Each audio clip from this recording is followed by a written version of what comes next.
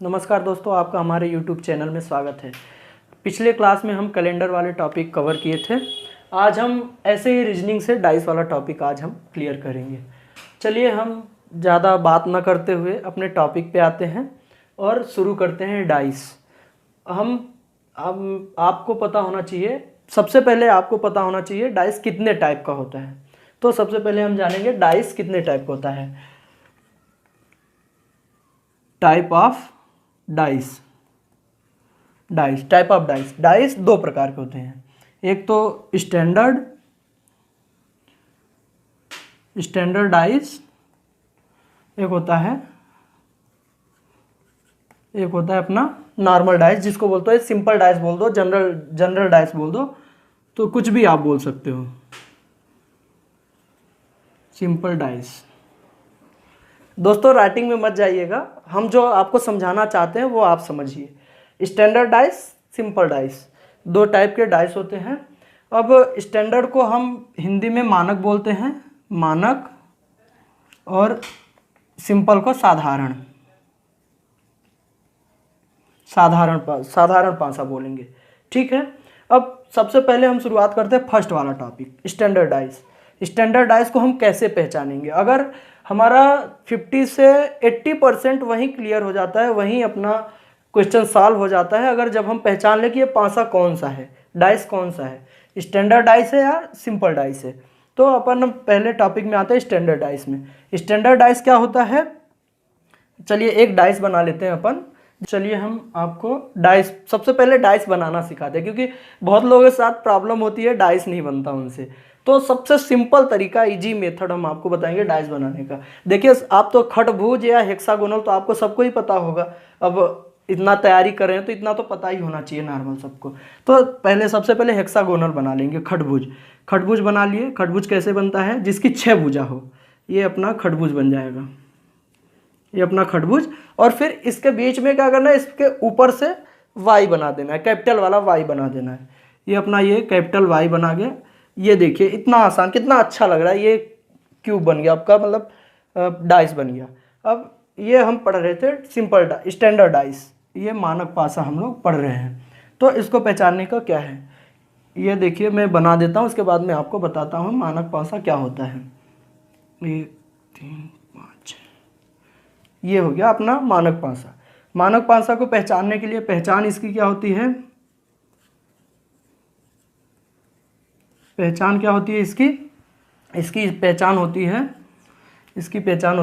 इसके जो अगल बगल हैं, ये जो अगल बगल इसके फेस हैं, या फलक बोल सकते हैं, फेस बोल सकते हैं, कुछ भी बोल सकते हैं। तो इनके अगल बगल का जो अगल बगल वाले फेस हैं, इनका एड साथ, मतलब इनको जोड़ने से साथ नहीं आना चाहिए। मतलब यहाँ पे लिख देते हैं अगल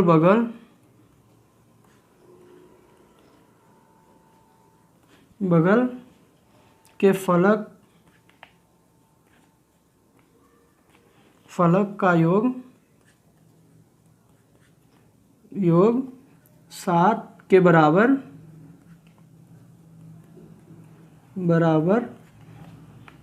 नहीं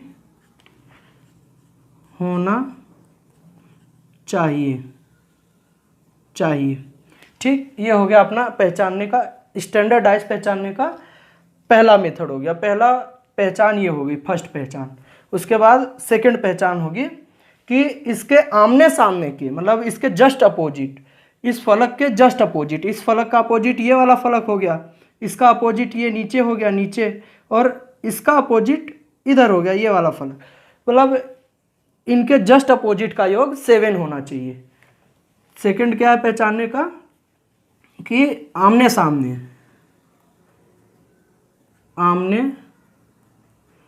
सामने का योग 7 होता है। ये अक्सर हमेशा यही होगा। अगर आपको साधारण पासा दिया है तो आपको आंख मूंद के डायरेक्ट आपके मन में ख्याल आ जाना चाहिए कि ये इसके अपोजिट साइड्स के, अपोजिट फेस के योग या एड 7 होगा। ये हो गया अपना पहचान, हो गया स्टैंडर्ड डाइस का। अपन अब आते हैं सिंपल डाइस में। इसका जस्ट अपोजिट सिंपल डाइस हो जाएगा। इसका जस्ट अपोजिट मैं क्यों बोल रहा हूँ? सिंपल डाइस में क्या होता है, जो इसके अगल बगल वाले फेस हैं इनका योग, जैसे इसका 1 + 5 बराबर, ये बराबर हो रहा है 6, तो मतलब ये इसका 7 नहीं हो रहा है योग, तो ये क्या हो जाएगा अपना स्टैंडर्ड डाइस, और सॉरी मैं डिवाइस बोल दिया था, ये डाइस होगा। उसके बाद अपना फिर आ जाएगा सिंपल डाइस, अपन पहचानते हैं। ये उम्मीद है आपको ये वाला टॉपिक समझ में आ गया होगा। अब आते हैं सिंपल डाइस में। जैसे ये सिंपल है लेकिन ये सिंपल होता नहीं है साधारण, इसको पहचानने में फिर इसके टाइप होते हैं क्वेश्चंस के। ये तो सिर्फ एक में ही ख़त्म हो जाता है और ये इसके कई सारे टाइप्स होते हैं। इसको तो सिर्फ एक बार एक क्वेश्चन आ जाएगा तो आप अच्छे से आसानी से सॉल्व कर सकते हैं, लेकिन ये वाला जब आएगा तो ये आपको हर बार आता है और कंफ्यूज कर देता है, तो इसको पहचानते हैं। इसका पहचान, सबसे बड़ी पहचान होती है ये जो अगल बगल वाले, इसके अगल बगल वाले फेस हैं, फलक हैं, इनका योग 7 होता है। इतना अपने को पता चल गया था कि अगर अगल बगल के फलक का योग 7 के बराबर नहीं होना चाहिए, ये अपना मानक पासा का पहचान है। और एक बड़ी पहचान है आमने सामने का योग 7 होता है, ये हमेशा अपने को याद रखना है। अपन आ गए थे सिंपल पासा में। सिंपल पासा में अब इसके अगल बगल के फलक, साइड के जो फेस होते हैं, इनका योग 7 होता है। तो अगर इनका योग 7 होता है तो अपने दिमाग में डायरेक्ट आ जाना चाहिए कि ये अपना सिंपल पासा है, साधारण पासा। साधारण पासा इसके कई प्रकार होते हैं, इसमें सबसे पहचान तो यही है 7 बराबर होना चाहिए। फिर इसको सॉल्व करने के लिए एक कॉमन विधि होती है, कॉमन मेथड। कॉमन मेथड अपन अपनाते हैं, अपन आगे पढ़ेंगे कॉमन विधि कैसे अपनाते हैं, कैसे होता है, कुछ एग्जाम्पल्स के द्वारा।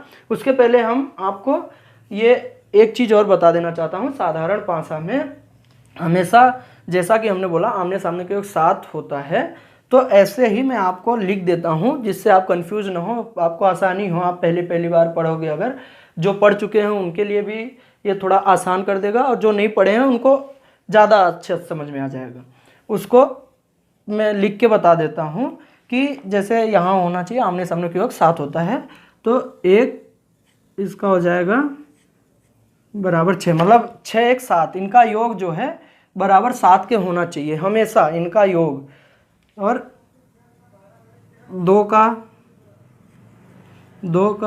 5 हो जाएगा, 5 2 7 हो जाएगा। ये आमने सामने, आमने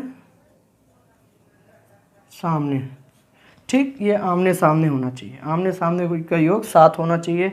जैसे 4 3 का योग 7 और 3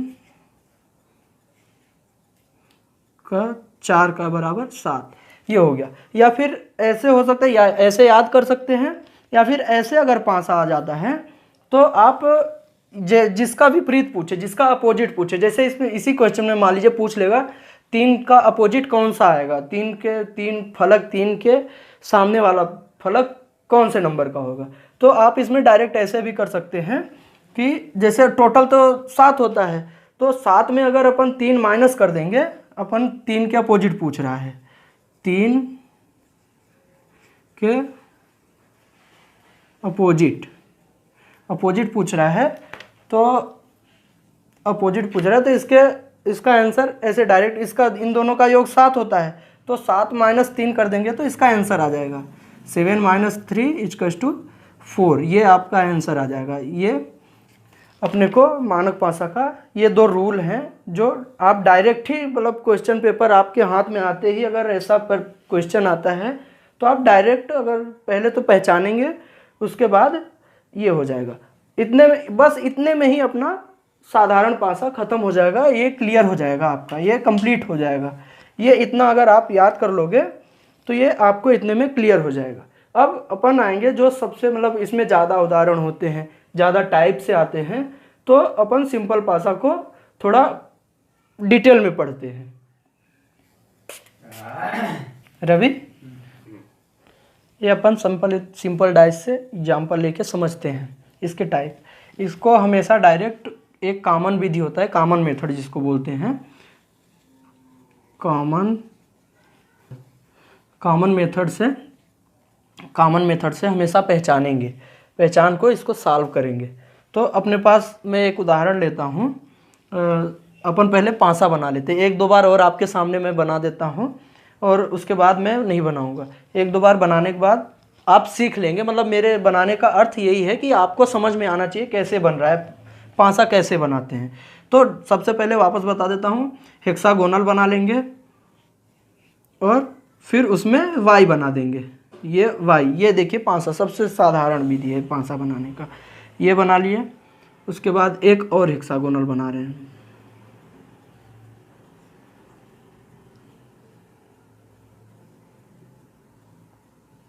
ये हेक्सागोनल, 2 हेक्सागोनल बन गए हैं और इसमें हम नंबर लेंगे 2, 5, 1 और 4, 2, 1।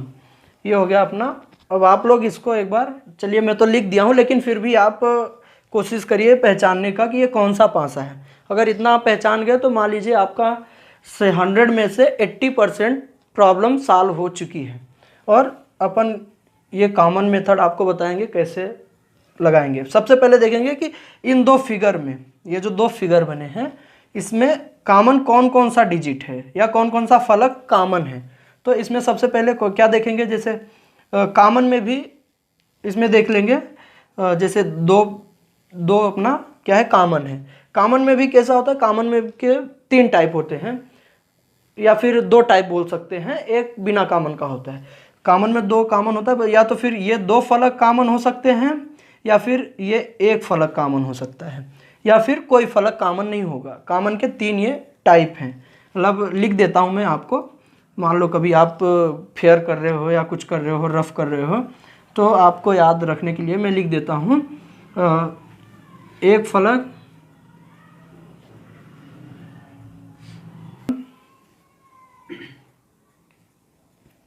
कॉमन और एक होता है जिसमें से एक भी फलक कॉमन नहीं रहता लेकिन वो साधारण पासा ही रहता है।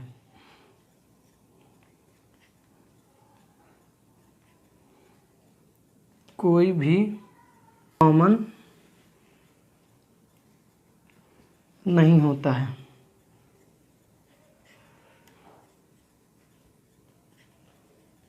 नहीं होता है। ये अपना कॉमन मेथड से अगर अपन सॉल्व कर रहे हैं तो ये बातों को याद रख लीजिए। ये बहुत ही ज़रूरी, बहुत ही इंपॉर्टेंट बातें होती हैं। आगे एग्जाम्पल अगर अपन जब सॉल्व करेंगे, उदाहरण सॉल्व करेंगे, तो यही 3 कारणों से ही हम किसी भी एग्जाम्पल या किसी भी क्वेश्चन का आंसर ला सकते हैं। तो चलिए इसको आप फटाफट जल्दी से नोट कर लीजिए, फिर हमें इसको मिटाना है। ये हमारा कॉमन मेथड आपको क्लियर हो गया होगा। अब उसके बाद हमने प्रीवियस ईयर के क्वेश्चन पेपर से कुछ क्वेश्चंस, डाइस के कुछ क्वेश्चंस आपके लिए ले आए हैं, जिसको हम यहाँ पे अभी सॉल्व करेंगे और आपके जितने भी डाउट होंगे सब क्लियर करेंगे। तो चलिए हम आपको पढ़ के, आपको स्क्रीन में क्वेश्चन दिख रहा होगा, हम उसको आपको पढ़ के बता देते हैं। क्वेश्चन है 2 positions of dice are shown below, what number will appear on the opposite of the face containing 5। मतलब क्वेश्चन क्या बोल रहा है, क्वेश्चन बोल रहा है कि 5 के अपोजिट, 5 के विपरीत वाले फलक में क्या आएगा। तो इसको चलिए अपन हम सॉल्व करते हैं। इसमें हो जाएगा, जैसे देखिए 5 के विपरीत पूछ रहा है, 5 के विपरीत पूछ रहा है, तो अपन एक बार, तो चलिए देखते हैं 5 के अपोजिट क्या है। क्वेश्चन जैसा पूछ रहा है कि 5 के अपोजिट पूछ रहा है, तो अपन सबसे पहले 5 के अपोजिट देखेंगे। तो अभी हमने बात किया था कि कॉमन मेथड में अपना दूसरा टाइप याद करिए आप, कि 2, इसमें देखिए इसमें 2 1 इसमें 2 फलक कॉमन आ रहा है, तो इसको अपन 2 फलक कॉमन ले लेंगे।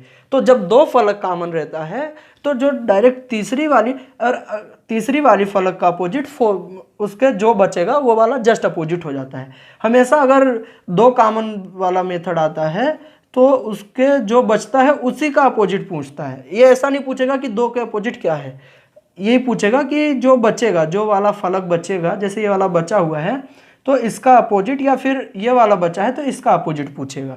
ये जो 2 अपोजिट दिख रहे होंगे आपको, तो इसी का अपोजिट पूछेगा। इसका डायरेक्ट आंसर हो जाएगा, अगर वो 5 का पूछ रहा है तो 5 के अपोजिट इक्वल्स टू कितना हो जाएगा, 4। ये अपना एक क्वेश्चन सॉल्व हो गया। अगर आप ये क्वेश्चन सॉल्व हो गया है। चलिए अपन अब नेक्स्ट एग्जांपल में चलते हैं। ये भी अपने प्रीवियस ईयर क्वेश्चन पेपरों में पूछा गया है, तो चलिए हम आपको बना के बताते हैं। और आप अगर इस क्वेश्चन का अपने से आंसर देना चाहते हैं तो आप वीडियो पॉज करके आंसर दे सकते हैं। वहाँ तो मैं आपको देखने नहीं आ रहा हूँ, लेकिन आप ऑनेस्टी के साथ हमें कमेंट करके बता सकते हैं सेकेंड क्वेश्चन का आंसर।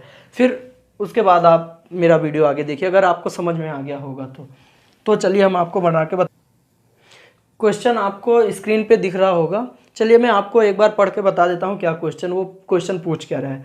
ये क्वेश्चन पूछ रहा है, how many dots will appear on the face opposite to the face with 4 dots. मतलब ये डॉट्स वाला, ये जो इसमें डॉट्स दिख रहे हैं, तो इसके जो 4 डॉट है, 4 डॉट के अपोजिट कौन सा आएगा। क्वेश्चन आपने देख लिया होगा। चलिए अब ये क्वेश्चन हम बोर्ड में सॉल्व करते हैं। इसको सबसे पहले पहचानेंगे कि ये कौन सा पासा है। तो अपन क्या करेंगे, पहचानने के लिए क्या था आपके दिमाग में आना चाहिए कि पहले 500 के फलक को गिनेंगे। 500 के फलक को जब गिन लेंगे, जैसे यहाँ पे 1 2 3 डॉट है, 3 1 2, मतलब इनका एड 7 नहीं आ रहा है। और इसमें अगर एड 7 नहीं आना, मतलब एक ही डाइस में नहीं, अगर उसके साथ में कितने भी फिगर दिए हों, 1 2 3 4, ज़्यादातर 4 ही फिगर रहते हैं, तो चारों फिगर में अगर 7 कहीं आ जाता है तो वो कौन सा पासा होगा, ये आप मुझे बताएंगे कमेंट करके। और अगर नहीं आता है तो वो भी आप बताएंगे। पर यहाँ पे मैं आपको बताता हूँ, इसका ऐड जब करेंगे, इनको जब जोड़ेंगे तो इसमें 4 3 2 5 3 1 4, मतलब ये 7 के इक्वल नहीं हो रहा है। तो ये कौन सा पासा हो गया, स्टैंडर्ड। इससे अभी पता लग रहा है, सिर्फ इससे, इस वाले से। अब अपन अगले फिगर में देखते हैं। अगले फिगर में क्या देखेंगे, इसको भी ऐड करेंगे। 3 6 3 9, मतलब इन दोनों का योग 9 हो रहा है। इन दोनों का योग कितना हो रहा है, 5 3 8, ये 8 हो गया। और ये दोनों का योग हो रहा है 6 5 11, मतलब ये भी स्टैंडर्ड पासा है, मानक पासा है। तो अगर मानक पासा आ गया, अब आपको पता चल गया मानक पासा है, तो आपके दिमाग में डायरेक्ट आना चाहिए कि मानक पासा में क्या होता था। जो क्वेश्चन पूछता है, जो मतलब यहाँ पे 4 डॉट पूछ ले, 3 डॉट पूछ ले, या 3 या 4, उसका जस्ट अपोजिट हो जाएगा, या फिर उसको 7 से माइनस कर दीजिए तो उसका आंसर आ जाएगा। तो इसमें अपने क्वेश्चन में क्या पूछा है, क्वेश्चन में पूछा है 4 के अपोजिट। तो यहाँ पे तो अपने को 4 कहीं दिख नहीं रहा है, तो अपन डायरेक्ट क्या बोल देंगे, 4 के अपोजिट क्या आ जाएगा, 4, या ऐसे कर सकते हैं 7 - 4 = 3, या फिर ऐसे भी डायरेक्ट आपको याद होगा 4 बराबर 3, मतलब 4 के अपोजिट 3 हो जाएगा। ये अपना ये एग्जाम्पल आपको समझ में आ गया होगा। चलिए ही अब अगला एग्जाम्पल सॉल्व करते हैं। चलिए अभी हम तो नंबर वाला देख लिए, डॉट वाला देख लिए। अब अपन एक अलग टाइप का क्वेश्चन देखते हैं। जैसे कभी कलर्स से पूछ देता है, ये ग्रे, ग्रीन, इंडिगो, ये कलर्स पूछ देता है, तो अपन कंफ्यूज हो जाते हैं।